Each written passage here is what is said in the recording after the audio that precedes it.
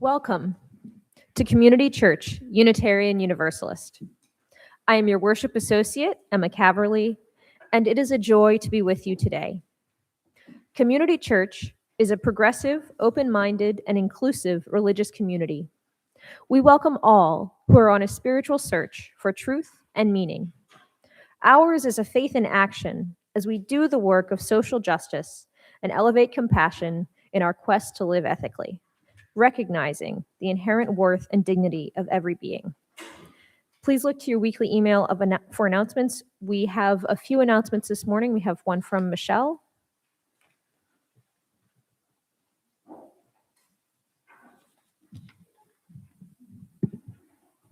Good morning. Good morning. Yeah, this thing is kind of low, isn't it? Low in volume, I mean. Today's the second Sunday of the month, which means it's Social Justice Sunday. We have a couple of things for you today. Number one, our second Sunday collection will be for the Holly Grove Dixon Neighborhood Association. Our own Raymond Sweet is the climate coordinator for that organization, and he's going to introduce it when the time comes for the offertory, for the offering.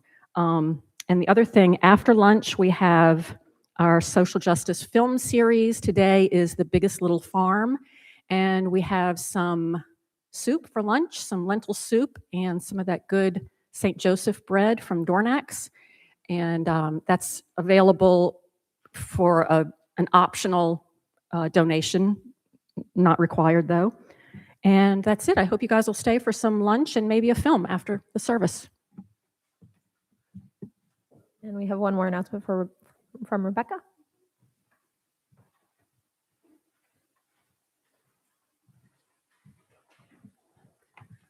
Good morning. You may have seen in your weekly announcements a call for grant applications. The Church's Endowment Fund is extending the grant cycle for 2026 as there's a little more money we can grant out. Application deadline is January 31st. Form is super simple, one page. I've got some hard copies here if you want to see me after the service, or you can check your email and email me and I'll send you the application. Thanks.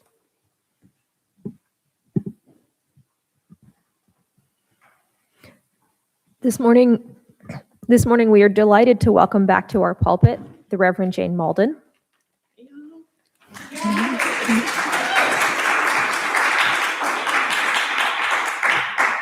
Since her graduation from the Unitarian Universalist Seminary many years ago, Reverend Jane has served 4 UU congregations, including 11 years as the founding minister of the North Shore UU congregation. She also most recently served as the chaplain at Touro Infirmary for 12 years and continues her pastoral care work by providing pastoral care in support of our members and friends by request.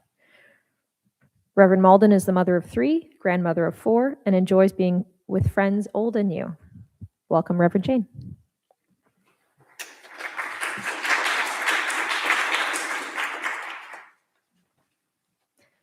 We would like to welcome any new and returning visitors today.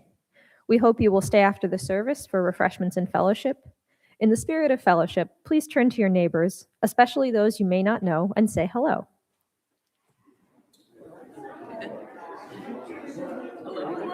Good morning. I love that greeting people, because there are people I have not seen here before. It's a nice turnout today. It's nice to see your sign. Yes, okay.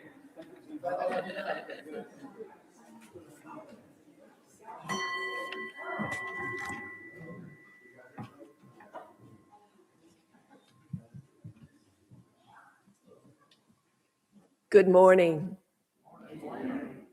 Come into this place of peace and let its silence and music heal your spirit. Come into this place of memory and let its history warm your soul. Come into this place of prophecy and power and let its vision change your heart. we come together this morning. And the chalice lighting, Emma will lead.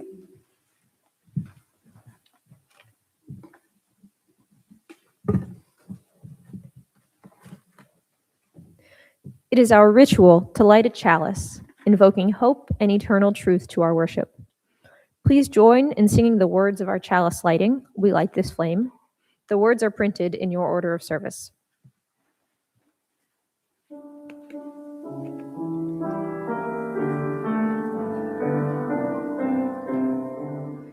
We light this flame to affirm the light of truth and knowledge and the warmth of love and community and the fire of hope and commitment.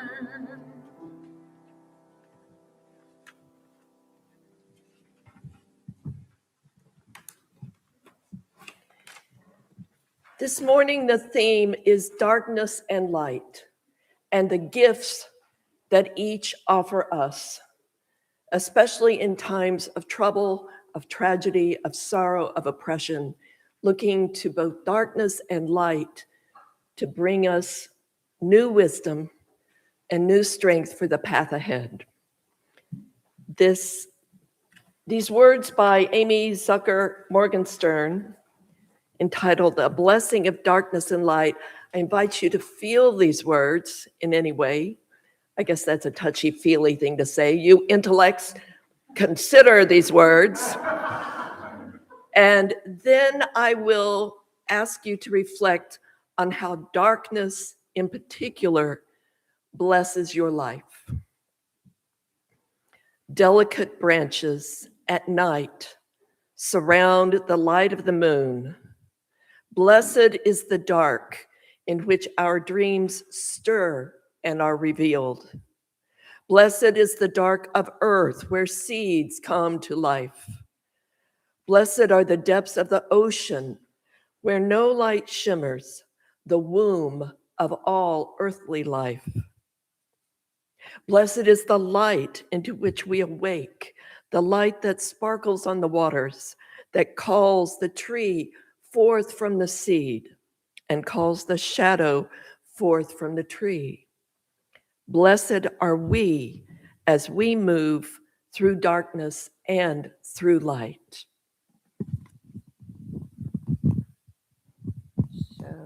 So, yes, I invite you this morning to reflect on what gifts darkness has brought you. The night hours, or the quiet time of your soul, or the moments when you can let go of the monkey mind and simply be and let stillness and quiet and darkness bless you and offer you new gifts. So, on all that, or just pick out a little piece of it, if you are willing to share what gift darkness has brought you in your life, I invite you to share with the rest of us and use the microphone so we can hear you. Anyone? Michelle.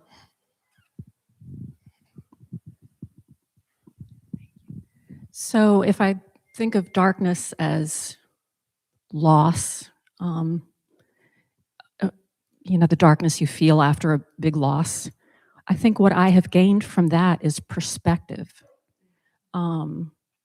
Those little things don't matter. It definitely puts things into perspective for me. Thank you. Thank you. Al over there. Alan. I'm fortunate enough to sleep with two beautiful ladies, one of whom is a cat. And in the darkness of night, she often needs attention, and she can see and I can't. So sometimes her voice leads me where I need to be led. And when we get back from vacation, sometimes, and we've been absent, not doing our duties for the cat, we get fussed at in the dark for several days, just so that we'll know that's not acceptable to her. Thank you. Jim.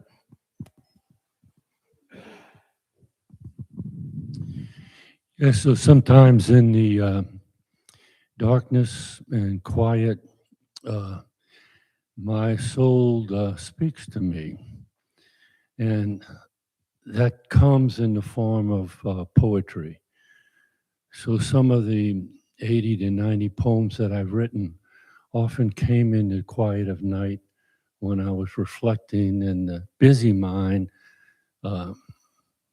shut down enough to allow my soul to speak through me.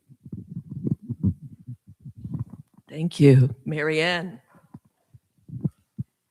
This isn't really so much about darkness as light in the dark.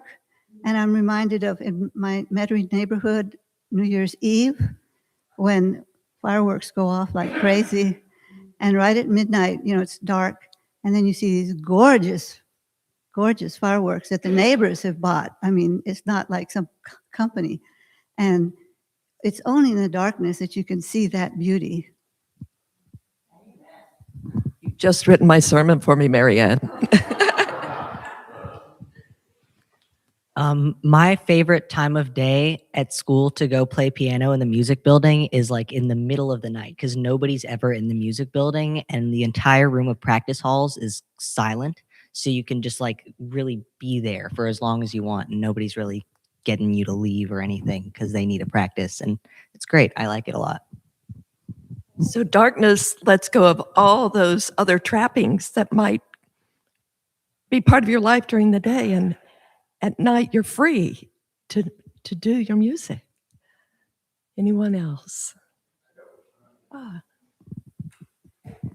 So I got two answers. So the first one's just the nightlife, pretty straightforward. There's a whole other side of everything where people only come out at night, and if you don't go out, then you don't meet those people. But to bring it to a church thing, so like darkness is the seat of nothingness. So it's there. Without darkness, there can be no light, or without the stillness, there can be no motion, or without the silence, there can be no music. So it's like the womb that births everything out of it type thing. Thank you. You have two up here. One thing, not just the light, but color. Like I love poinsettias. I look forward to seeing all the poinsettias around Christmas time. And without an extreme amount of darkness, I believe that they take 12 hours of darkness to be able to be that beautiful red color for us at Christmas time. So that's a gift of the darkness too. Thank you. The lesson I've learned from darkness is that no matter how bleak it is, how overwhelming it seems, it passes. It's always temporary. And keep that hope in your heart. Thank you, Bill. All of these gifts and so many more are blessings that darkness brings us. And the interweaving of dark and light, one cannot exist without the other. Thank you.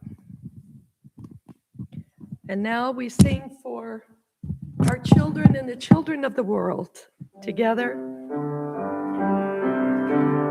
Go now in peace, go now in peace. May the spirit of Christ surround you everywhere, everywhere you may go. Do we have someone for Ari today? Because we have a...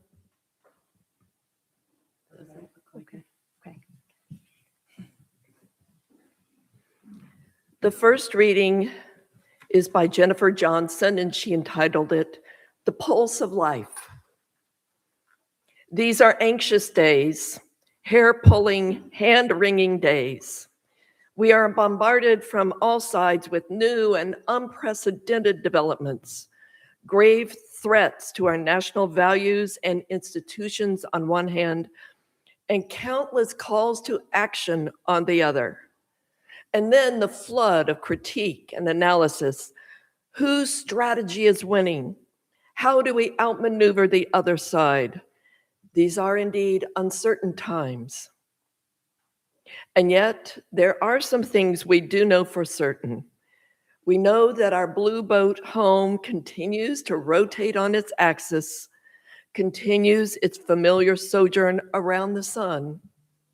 The sun sets and rises, and if we remember, we may lose ourselves but for a moment in the glorious play of light and color on the horizon. Beneath the crust of the cold earth, now she was writing probably from Ohio or New York, beneath the crust of cold earth, the crocuses and daffodils are stirring in their winter hibernation. The energy of life and living is pulsing in them and in the latent blades of grass and the unseen maple buds. And it's pulsing in us too. The pulse of life calls us to nourish our bodies with good food and movement, to nourish our spirits with art and song, friendship and tenderness and quiet. When we heed the pulse of life, we know what we need to do to rise in the morning and rest in the darkness, to put our hands, hearts, and minds to work, to meet those in our midst with compassion, to join with the vulnerable and speak truth to power, to play with our youngest and hear the wisdom of our elders, to heal the sick and wounded, to grieve the dying and remember the dead, to be at use and sometimes to be still. The pulse of life is beating in each and every one of us. Amidst the clamor of these times, let us heed its sure and steady rhythm. Thus ends the reading.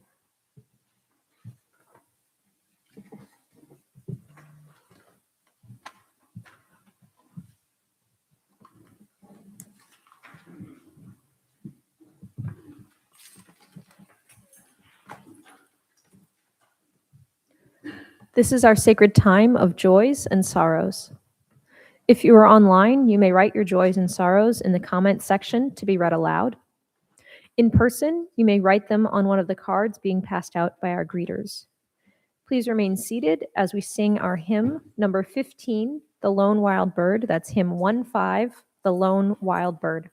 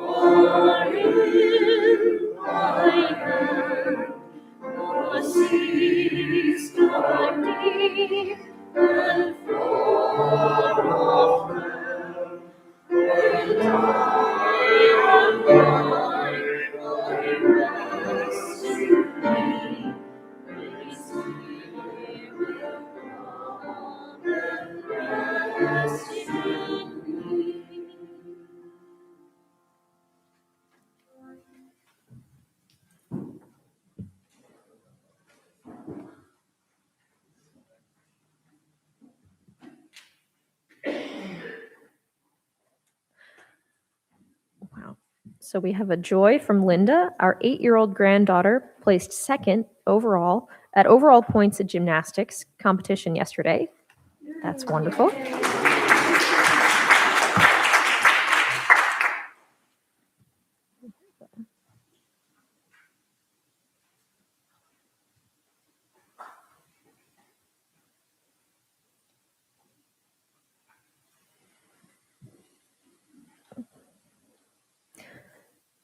A sorrow from Jacqueline. My only brother died December 30th with sepsis in only a few hours. John Luck planned to take care of his older sisters. That's the brother of Reverend Jacqueline Luck, who's a very active member of this congregation. So sorry for your loss.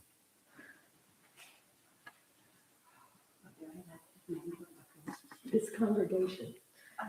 Jacqueline Luck. From Vincent, a small joy, but I managed to get a huge curry stain out of my favorite pants. Concern from Marcel. Yeah, Sorry. A concern from Marcel about the rise of fascism in the USA, but encouraged by 7 million at the No Kings marches.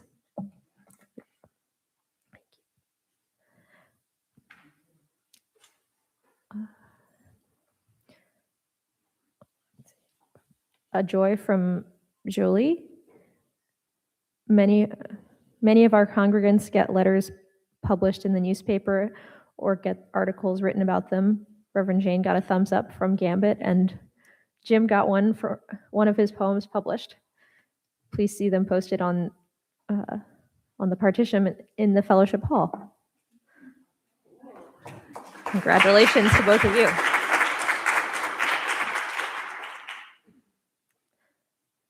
We have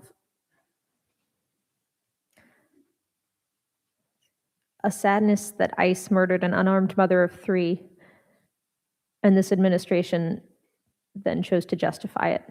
It's a sadness from Jim, but I think it's a sadness from all of us. Another sorrow for Renee Good, the woman killed by ICE this week, and for all of those affected by this surge of action against immigrants. But a joy that I turned 65 this week, and I'm now a Medicare recipient. And that's from Michelle.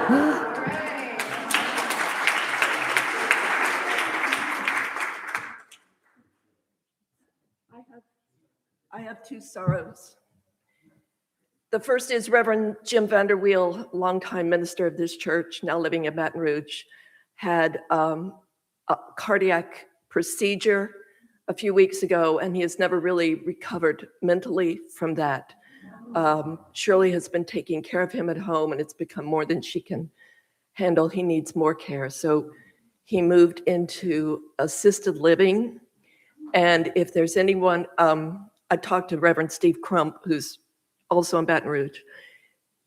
What Shirley needs most are cards that she can read to him because he doesn't remember a lot, but he loves the written word, as you know, and her address will be published in the newsletter hopefully this week.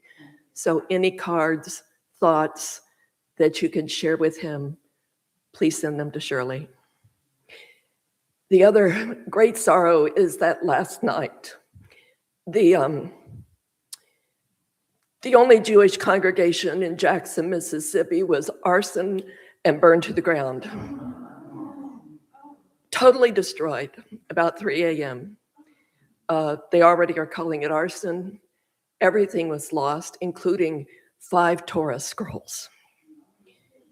The only Torah scroll that survived was one that was under glass. That was a surviving scroll from the Holocaust. So sending our love and prayers to our friends. It's the only Jewish congregation in the state capital of Mississippi.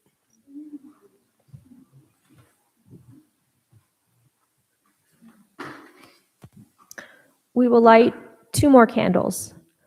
One for the joys still bubbling up, too new to share, and one for the sorrows that we cannot yet put into words. Know that we hold you in our hearts. Now let us pause for a moment of silence, recognizing the joys and sorrows of those in our community, spoken and unspoken.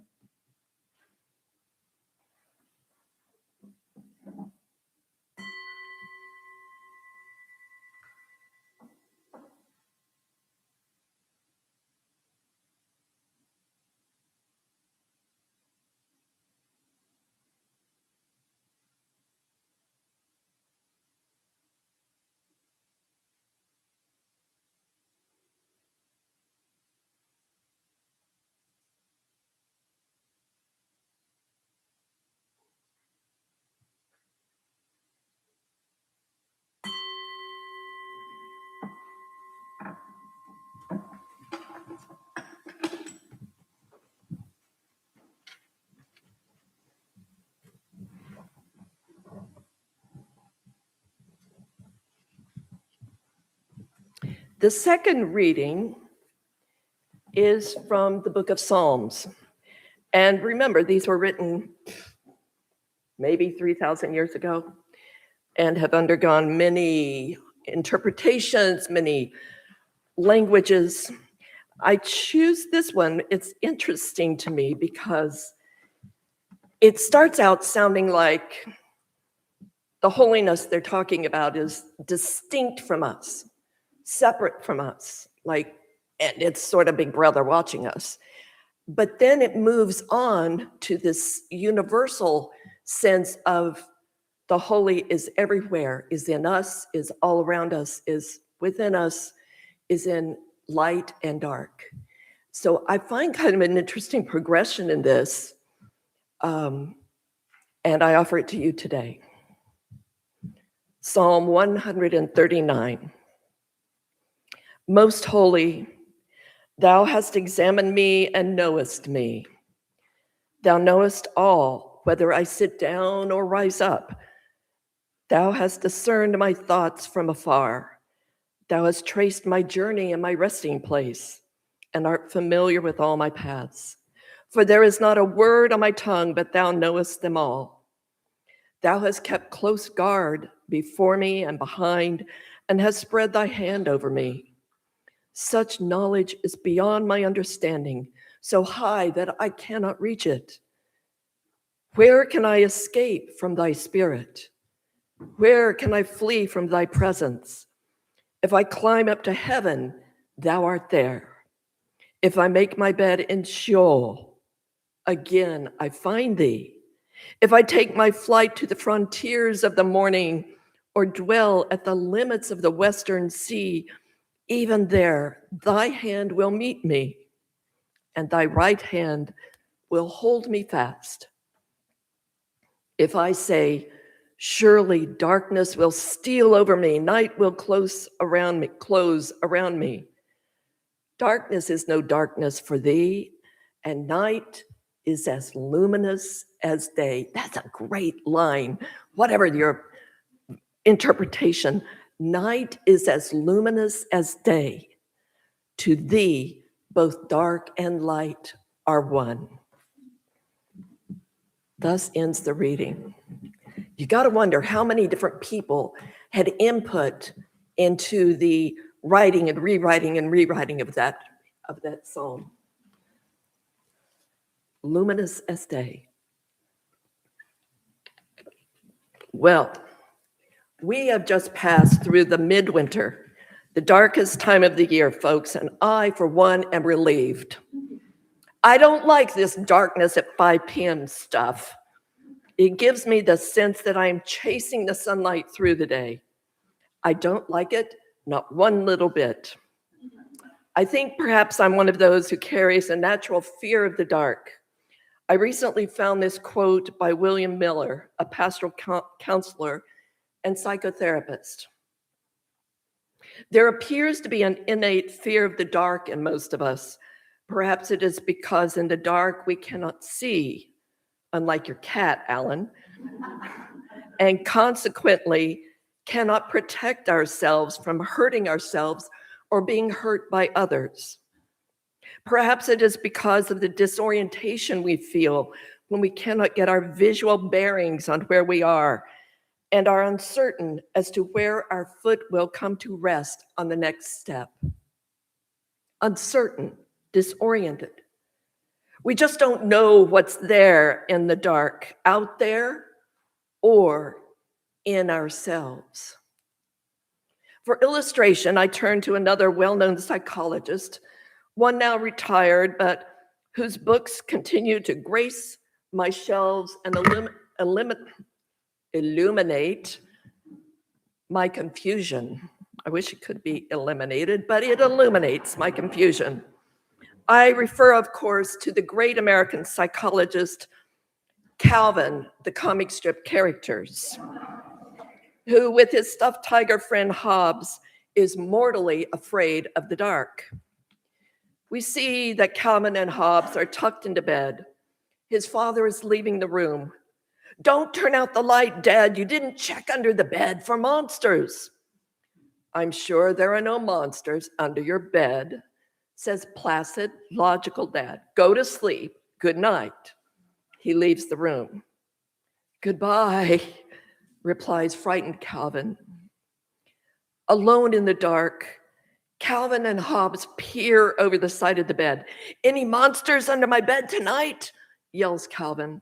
Silence. There's no answer, says Hobbes. Do you think they're gone? Maybe they're just staying quiet. Keep watch over the side of the bed. Then Calvin sits back and hollers, boy, am I full. I must have gained 10 pounds today. Maybe I'm getting a little plump. You're bigger, Calvin, but there's no fat on you, choruses Hobbes. I guess you're right. I'm getting big, but I'm still nice and lean. They lean over the bed to see what effect their words have had. Clear liquid trickles out onto the floor from under the bed. Ugh, mutters Hobbes. Something under the bed is drooling. Start tying the sheets together, instructs Calvin. We'll go out the window. Calvin is not alone. Our English language reveals over and over our innate fear of the dark. Many Calvins have been involved over many years in creating the language we use every day. Dark doesn't just mean absence of light, you know.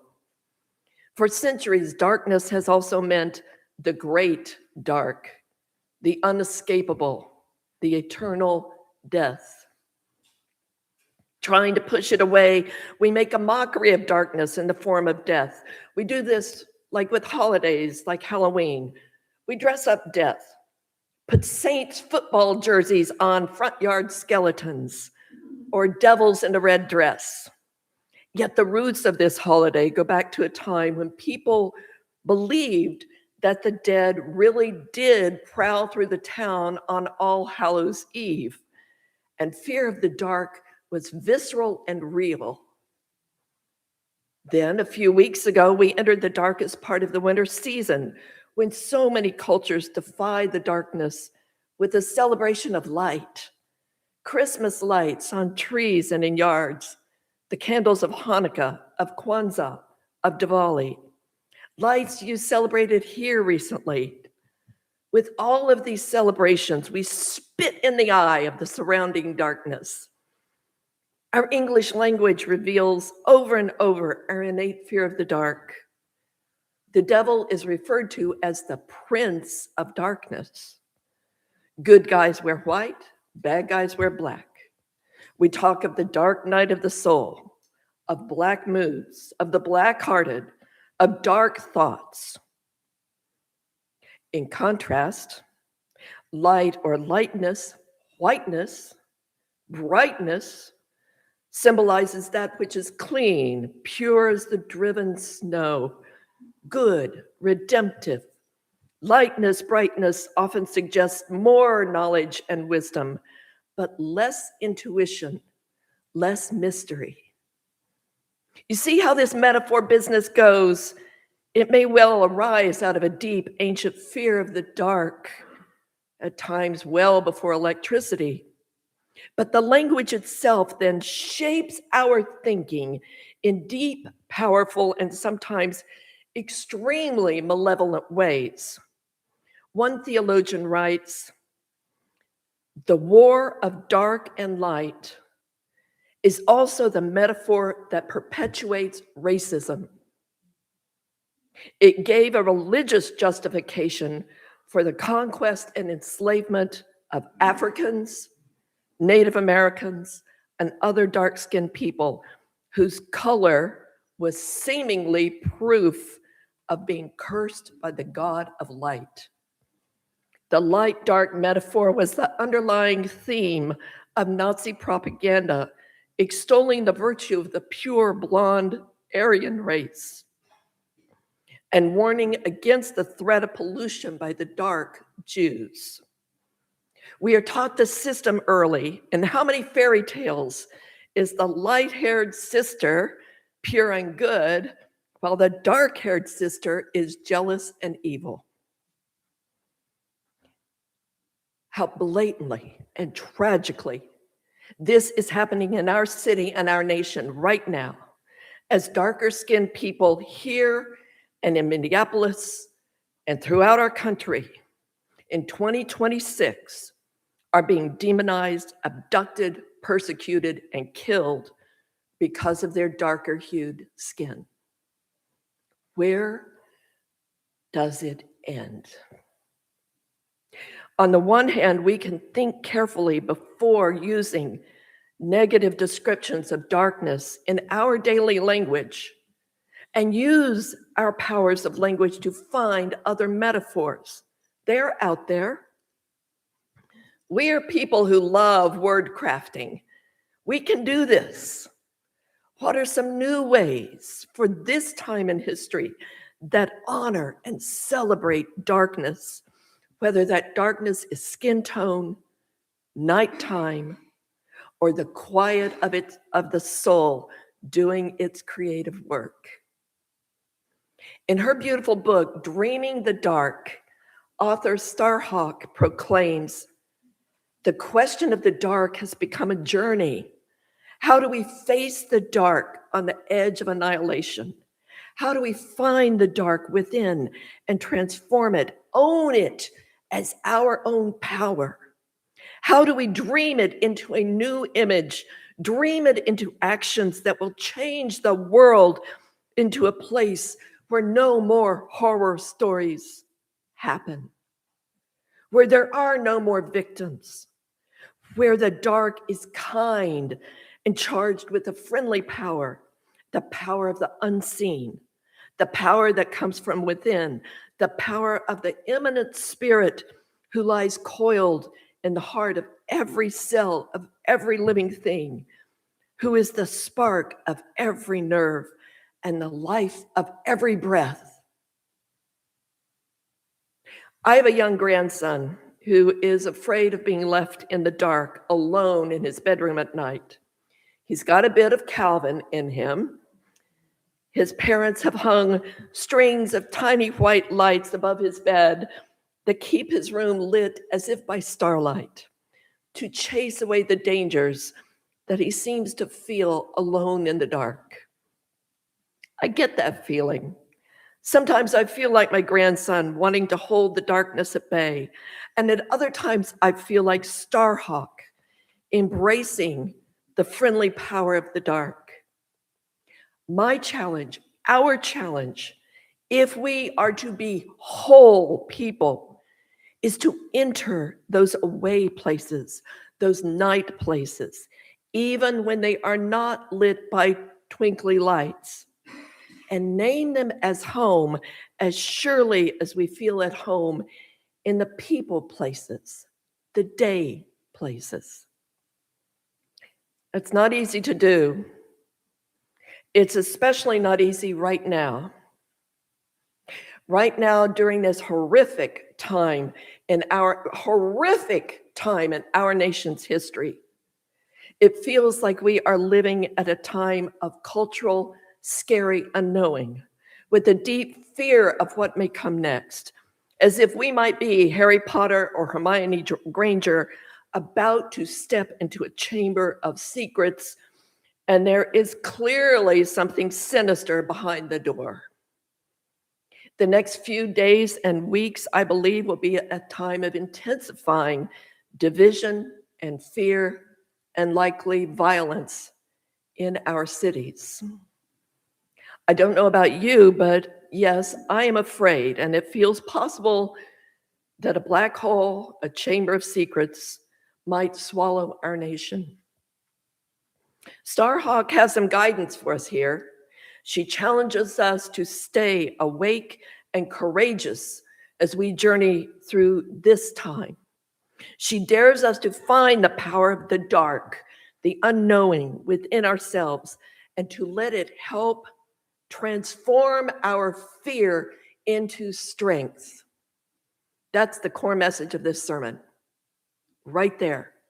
I'm naming it for you.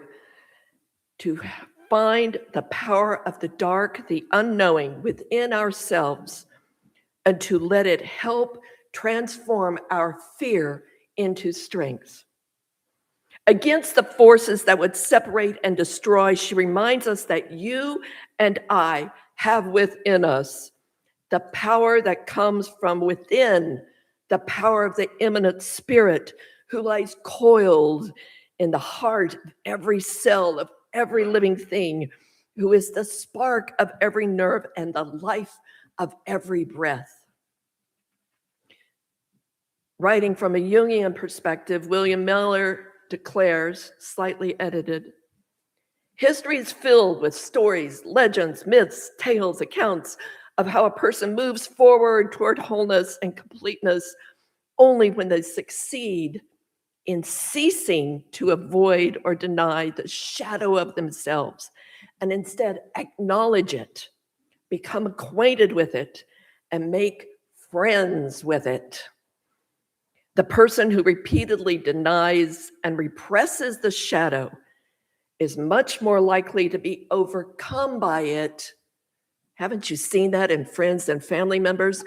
Who represses the shadow is more likely to become overcome by it than the person who makes friends with their shadow and uses the darkness constructively. Now, sidebar, I'm not a gambling woman, but I would wager good money on the proposition that many of the ICE agents and Border Patrol agents terrorizing our streets have denied or repressed the shadow side of their psyches. An old anger or fear or trauma may well be motivating at least some of them to turn their pain into persecution of others. Just a thought. Who is your shadow? What is your shadow? A childhood memory? An old trauma? An unhealed grief? The fear of death? Surely some of our greatest personal suffering may happen in the hours of darkest night, when memories return, when we are most alone, when physical pain racks our body relentlessly, or when emotional or spiritual fears overwhelm us as we lie alone in the dark on our pillow, with or without a cat. Ellen, I'm going to keep using that.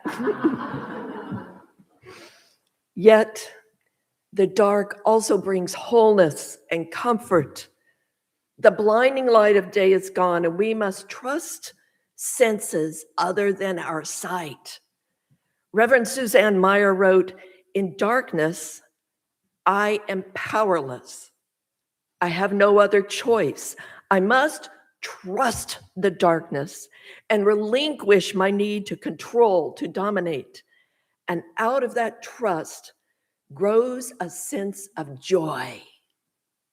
Pretty cool, Suzanne. Joy, a profound sense of being at home in the universe, at home in our bodies, at home in the soul. That sense of being at home comes about when we are as well acquainted with the night as with the morning. Joy, the sense that the twinkling lights of our souls, the immanent spark of our spirit, cannot be extinguished no matter what happens today, tomorrow, or in the years to come. Embrace the darkness, my friends. Embrace the light. Both will nourish. Both will nurture. Both are necessary for the healing of our world. Please join me in closing in a guided prayer meditation. It's not in your order of service. I'm just going to read it out. O thou who dwells in light and darkness, our hearts are full of fear and full of hope. May we be open to the light, open to the clarity, honesty, and new ideas that it may bring. May we be open to the darkness where we may rest, remember our dreams, and search our hearts for that deep insight that comes in the night. Thus letting down our defenses and opening our hearts, May we find that the dark and light appear, not with the feared visage of monster, but instead as beloved friends, welcoming us home. Dark and light, light and dark, thou art our home. Amen. Amen.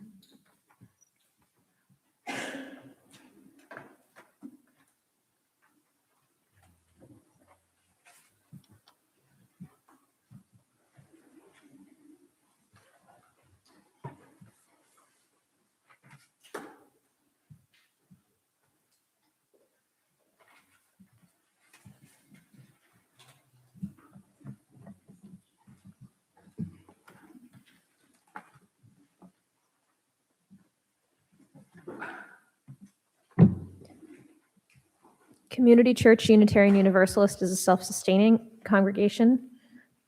Members and friends' generosity help us do the sacred work of bringing justice, spirituality, and compassion to our community and beyond. You can give online, by text, or in person this morning. You can see the information on the back of your order of service for giving by text. And as it is the second Sunday, it is our custom to take up a collection for a cause chosen by our social justice ministry. And Raymond was going to tell us about that.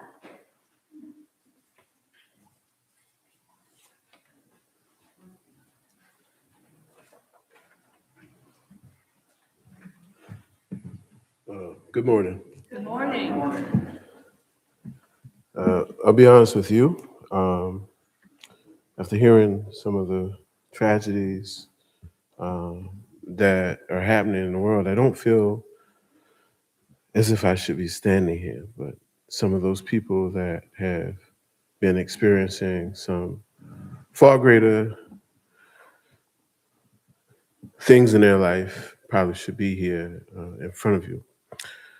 But I don't come by myself, so I don't get to make those unilateral decisions by myself. So I'll introduce the people who came with me. You won't see them, but perhaps you'll hear them in some of the story that I'll tell this morning. For instance, our little Kobe, who was 10 years old, who always gets in trouble at school, stays suspended, but he comes by, and when we're working in the community garden or we're moving things around for our solar bill, Kobe is right there lending his 10-year-old hands. I bring with me Bettina James and her daughter Miracle, who live in their brother's home. Bettina owns a home that her mother left her after Katrina, but isn't able to afford to fix it up at this time. But they depend on our after-school programs, our senior programs, and other quality of life things that we do in the community to move themselves along.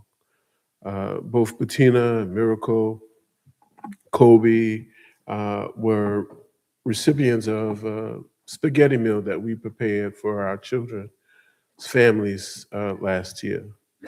I bring with me Miss Betty Gorman, who's in her 90s now, who still drives at protest of her daughter. And she also walks in the community because her daughter protests her driving a pretty long ways, even at 91 years old. But she also needs our community center because that's where she finds her community, or people that she can be in fellowship with while she sits at home by herself. And so I bring all those people with me to this offering to, one, thank you for thinking of us, and two, for what you will do. And lastly, I bring with me Miss Brenda Lomax Brown, who I stand in the shadows of. Miss Brenda Lomax Brown is the former president of the Holly Grove Dixon Neighborhood Association. She is now in her 80s, recovering from heart surgery that she recently had. So she's in rehab at the moment. But Sean's been out there along with Mr. Ralph and Chantel, are responsible for our community garden. And so they do a lot of work out there to ensure that some other folks get fed sometimes. And so that's what I bring, those are the people that I bring with me today. And I tell you, unlike a regular HOA, we don't do that. We don't charge people fees, and we don't go around judging what color their house is or anything like that. We are really a charitable organization who reaches out to folks in the community who are in need. We support them through our youth programming, our senior programming. We have our monthly meetings that are coming up. We're teaching folks how to build solar DIY mobile solar generators. We do green infrastructure, so we teach folks how to prevent flooding in their communities. And so we do a lot of different things. If you'd like to learn more about what we do, you can always ask. But that's what I have to say this morning, and thank you again.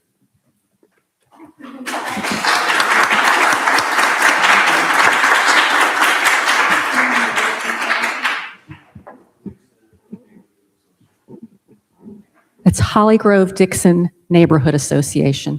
And I have been asked by our treasurer, Jolie, to ask people if you are, especially if you're donating online, to make sure you put in there, somehow designate that it's either going to Holly Grove Dixon or to your pledge, because there's been some confusion at some point with that. So make sure you indicate what it's for. Anything that you give in cash this morning goes to Holly Grove Dixon. Thank you.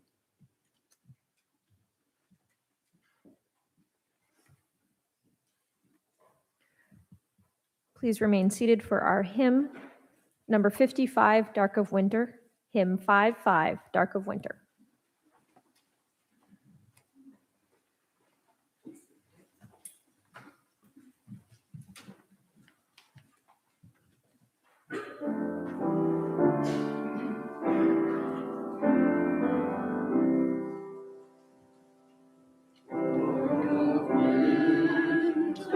Soft and still, the quiet calm surrounds me. Let my thoughts go where they will, seize my mind profoundly, and then my soul will sing a song of blessed sorrow of eternal. Into darkness soft and still, bring your quiet to me. Darkness soothe my weary eyes, that I may sing on daily. When my heart with sorrow cries, comfort and caress me. And then my soul may hear a voice, a still small voice of love eternal. Darkness when my fears arise, let your peace flow through me.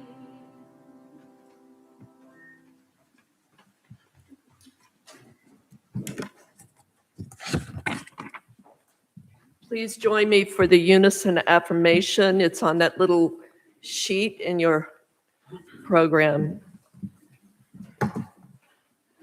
Together, may the light around us guide our footsteps and hold us fast to the best and most righteous that we seek. May the darkness around us nurture our dreams and give us rest so that we may give ourselves to the work of our world. Let us seek to remember the wholeness of our lives, the weaving of light and shadow in this great and astonishing dance in which we move. Universal mystery, guide us away from the desire to shine light in all corners of the world. Teach us to embrace the night, for without the darkness, we never see the stars. Shalom, salam, go in peace, go making peace and doing the work of justice this day and in all the days to come. And the closing hymn, please stand and remain standing in body or spirit as you are able to sing number 208. Every time I feel the Spirit.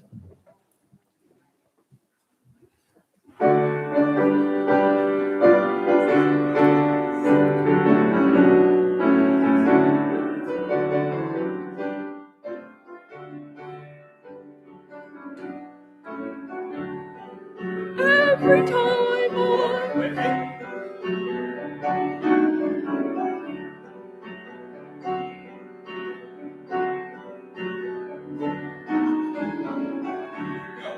Every time I feel the Spirit moving in my heart, I will pray. Yes, every time I feel the Spirit moving in my heart, I will pray.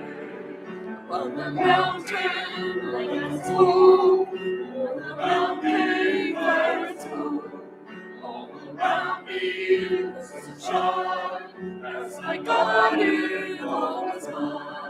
Every time I feel the Spirit moving in my heart, I will pray. Yes, every time I feel the Spirit moving in my heart, I will pray. Every Jordan, as I go to the body of the soul, entering on this track to heaven and my back. Every time I feel the Spirit moving in my heart, I will pray. Yes, every time I feel the Spirit moving in my heart, I will pray.